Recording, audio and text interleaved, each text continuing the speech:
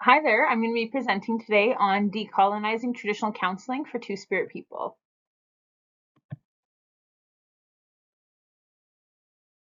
Sanse Alex Nistigosen. My name is Alex. My pronouns are she, they, and I'm an Indigenous social worker who works as a mental health therapist while I'm completing my Master of Indigenous Social Work. In my view of myself and those closest to me, I can be described as a caregiver, a partner, descendant, auntie, sibling, a helper, an artist, and a student. My Two-Spirit partner and I are caregivers to three wonderful children who have each joined our lives in their own unique ways.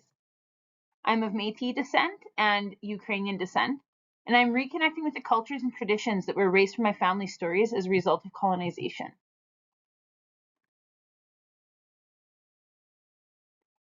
This presentation is based on my own experiences and understandings of Two-Spirit history and identity. I've developed this understanding through personal experience, my post-secondary education, self-reflection, going to ceremony, and also in working with elders and knowledge keepers, and through engaging with all my relations. I was at a speech recently with Cadmus Delorme.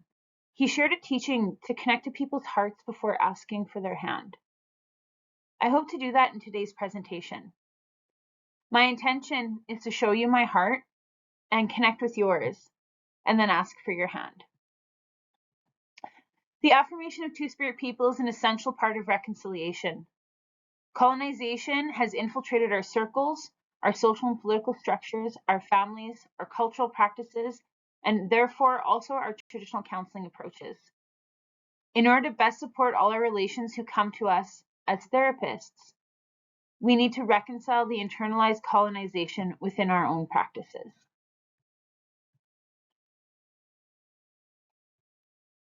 So what is Two-Spirit?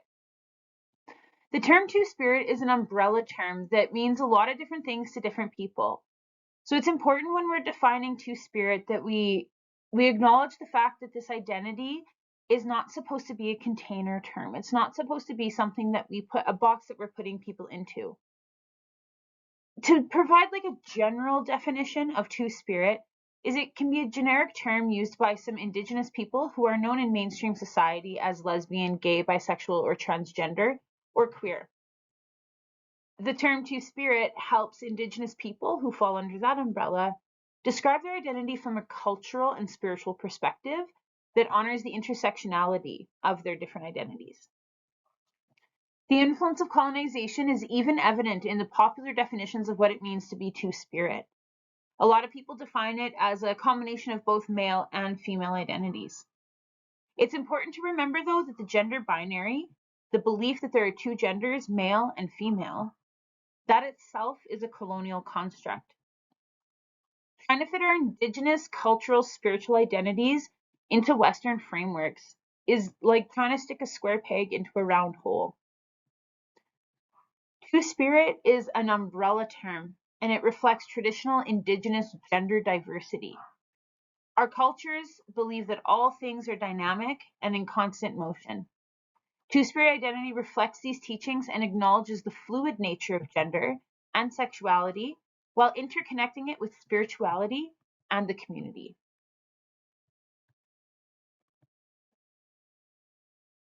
In order to conceptualize Two-Spirit identity, I'd like to present these two models for consideration and contrast them with one another.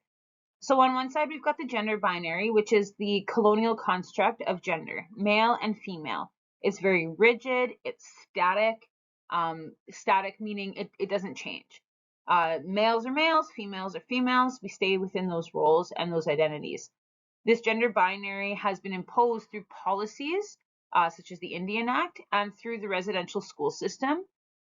And this gender binary bases gender identity on physical characteristics. Now, on the other side, we've got this fluid model of identity and of gender identity. And this is more representative to me of the traditional view of gender. As you can see, we've got like the Métis symbol intertwining with the two male and female identities. What this demonstrates is I'm basing it on the infinity model of identity that Tara Turner includes in her dissertation. For me, it symbolizes the constant flux and the dynamic approach to our identities and our existence. And it's based on spiritual characteristics rather than physical characteristics. For me, being two-spirit means being able to see from multiple perspectives, to be able to place myself at any point along that infinity model, that model of dynamic flux and motion. I can see from multiple perspectives and then walk between two worlds. And this is not limited just to the colonial gender constructs like male and female, but it also refers to a role located within a communal context. Two-spirit identity is a celebration of who I am on a spiritual level, and it's about being able to understand myself as an important member of our community with sacred roles and responsibilities that aren't tied to gender constructs that are based on my biological sex, but they're instead based on an affirmation of my special, unique gifts.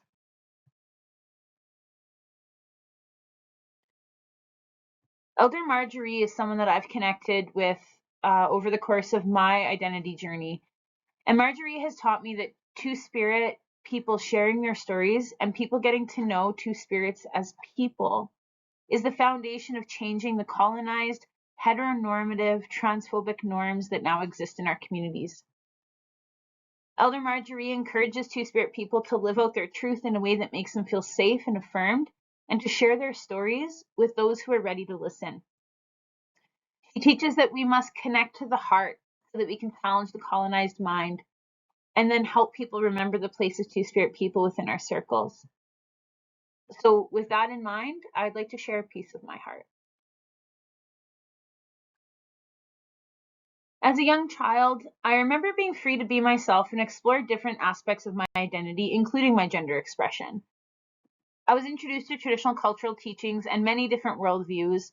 I had the opportunity to explore my interests and gifts without my gender or biological sex being a factor.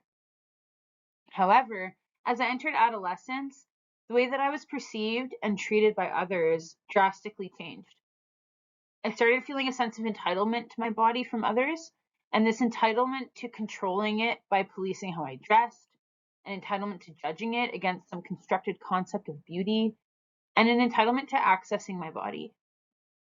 The way that I was understood by society and then the expectations for behavior shifted from being centered around me and who I was as an individual to being centered around my femaleness. This brought attention to the dissonance between the way that I perceived myself and how I knew myself and the way that others perceive me. So puberty is when I really started realizing that I was different. I was taught that being gay was wrong. I was constantly being reprimanded for not acting like a lady or not being ladylike. I was really proud of the ways that I pushed the gender binary until society started telling me that it was wrong. I found myself wondering where I fit, and I lived in fear, and it caused an internalized shame for many, many years, leading to all sorts of problems with mental illness, suicidal ideation, self-harm. I lived a lie until I was 26 years old, when I was finally able to accept and assert who I really was. Coming out was the start of my life as I know it now. There was still a lot of work to be done, but at least I was starting to know who I was, and I was living my life in a way that was more true and in line with like my authentic self. I just want to give a shout out to my partner Lisa, who's in this photo. The relationship with her had a huge influence in me being able to find that courage to come out and then eventually return to school. I went back to school in 2015 to start studying Indigenous social work. I was so excited to reconnect with the traditional ceremonies and practices that have been erased from my family by colonization. However, I realized that the marginalization that I experienced in mainstream society for being LGBTQ and the separation that I felt because of my Indigenous worldview also is existing in my cultural spaces as well. I found myself not seeing myself reflected in ceremonies, protocols, and teachings. But education helped me learn about the impact that colonization had and how it's been internalized within our communities. Having that understanding helped me look at my experiences from a broader perspective. Understanding colonization and two-spirit identity was really the beginning of my healing journey. Learning about two-spirit identity was the first time that I felt like I found something that actually fit for me and helped other people understand how to relate to me. I've come to understand my gifts as a two-spirit person as being able to see from two perspectives, bringing an aspect of balance to communities, ceremony, and helping approaches.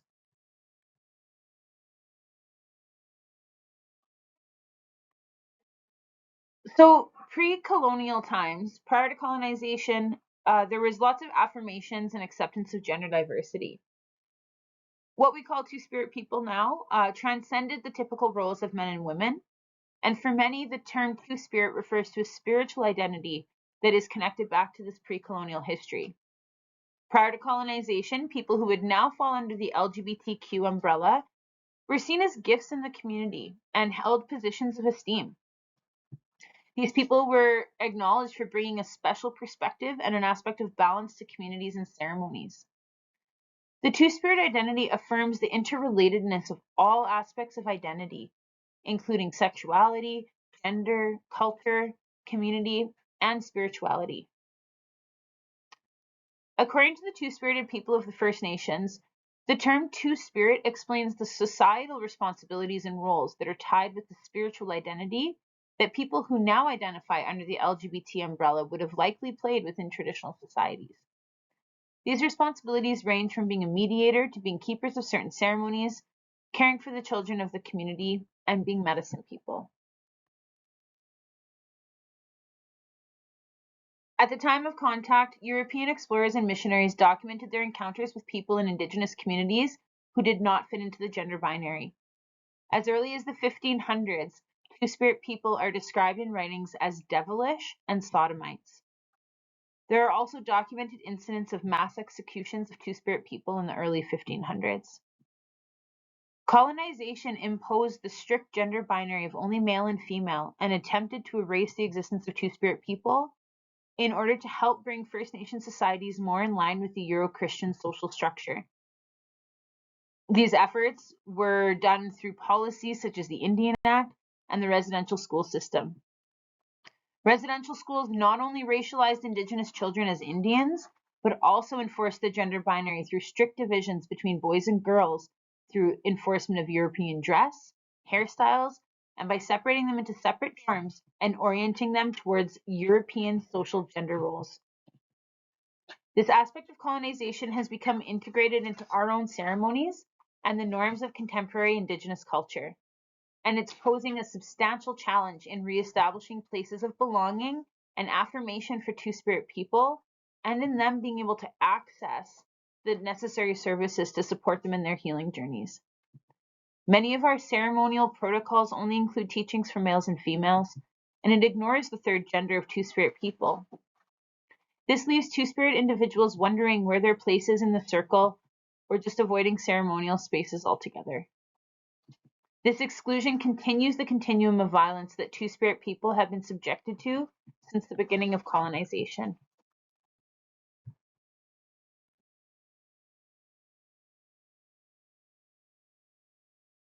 The impact of colonization has led to two-spirit people facing a unique marginalization due to the intersection of heteronormativity, transphobia, and racial and cultural discrimination.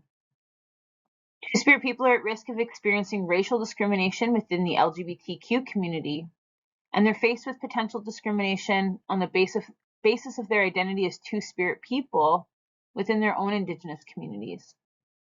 These intersecting identities result in higher rates of violence, poverty, addictions, mental illness, and suicide among two-spirit and other indigenous people, while also creating additional barriers to accessing the necessary mental health supports, highlighting the importance of gender-affirming traditional counselling.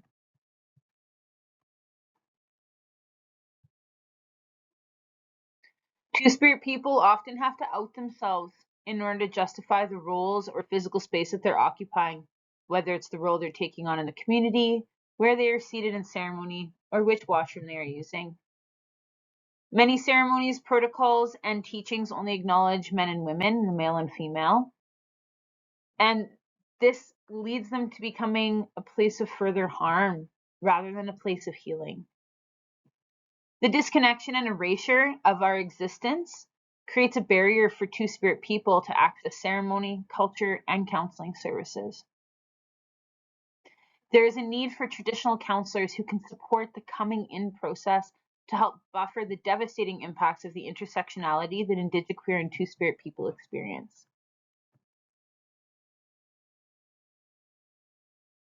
The legacy of colonization for Two-Spirit people is being marginalized and excluded from our own communities, ceremonies, families, and helpers. However, as we decolonize our understandings of gender and social structures, we allow for Two-Spirit people to begin their process of coming in. Instead of coming out as LGBTQ, for Two-Spirit people within Indigenous circles, the process of affirming your identity is referred to as coming in to their roles and responsibilities within the community, placing an emphasis on the community to welcome Two-Spirit people back into the circle. Coming in, according to Dr. Alex Wilson, involves an affirmation of being oneself and embracing identities that fit with who one is, rather than trying to conform to pre-existing identities and labels. Traditional counselors have a responsibility to support clients in the coming in process. Coming in promotes community belonging and acceptance, but there's a responsibility of the community to accept and welcome these people within the identity of a Two-Spirit person, highlighting again the important role that traditional counselors and other community members play in the identity formation of Two-Spirit relatives. Coming in is a necessary process and the development of a positive self-concept for Two-Spirit people rooted in community and in culture.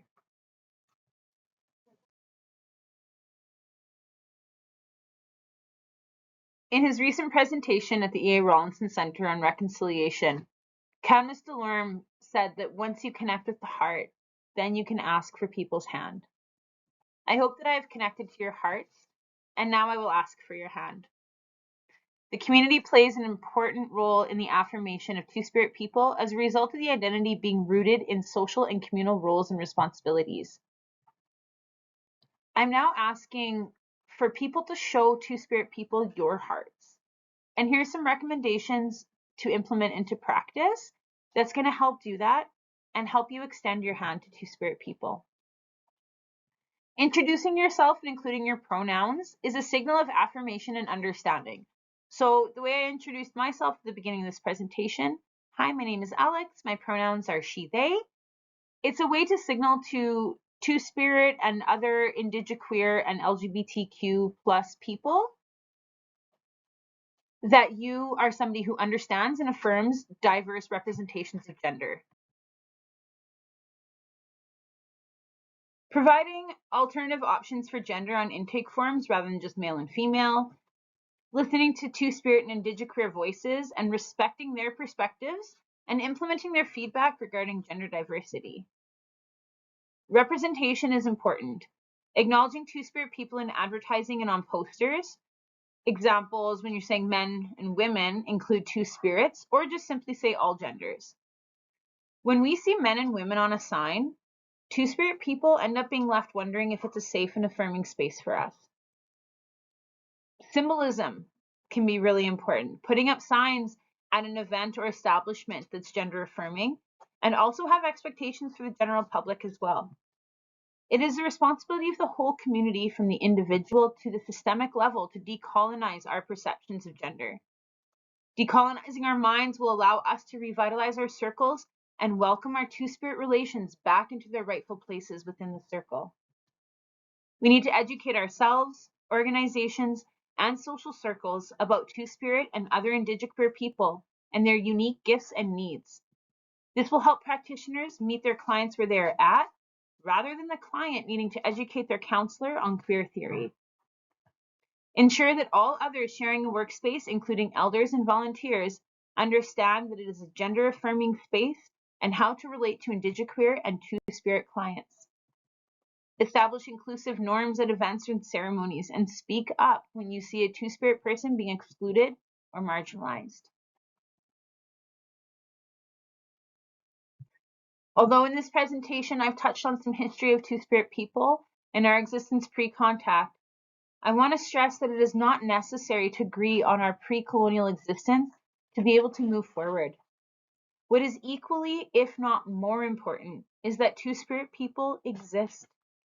What matters is that we experience intersectional discrimination and are harmed from both outside and within our Indigenous circles. Two-Spirit people are here. Two-Spirit people have gifts that they want to share with their communities, but they are also needing help. It is up to us to extend our hands from a place of understanding, acceptance, and affirmation. I've included a list of helpful resources here if you're wanting to begin your process of educating yourself a little bit more on some of the issues that I raised here. Out Saskatoon has some great educational resources. They also offer training, workshops, and events. Edmonton's Two-Spirit Society, Two Spirits in Motion, Prince Albert Pride, they're a local community group. The MMIW G2S LGBTQIA+ final report, and the Trans-Sask Community Report.